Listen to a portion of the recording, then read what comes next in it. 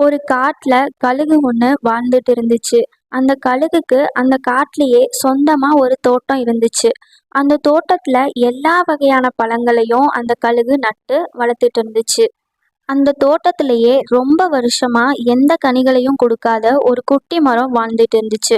ஒரு நாள் கழுகு தன்னோட தோட்டத்தை பார்க்கலாம் அப்படின்னு தன்னோட தோட்டத்துக்கு போறதுக்காக கிளம்புது. அடடா! நான் என்னோட தோட்டத்த போய் பார்த்து ரொம்ப நாள் ஆச்சு. அங்க போய் பார்த்துட்டு, அங்க இருக்க கனிகளையும் பறிச்சுட்டு வரலாம்.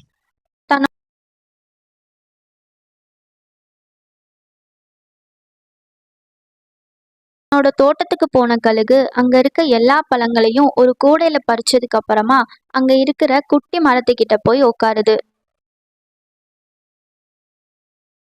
என்னோட இந்த அழகான தோட்டத்துல ரொம்ப அசிங்கமான மரம்னா அது இந்த மரம் தான்.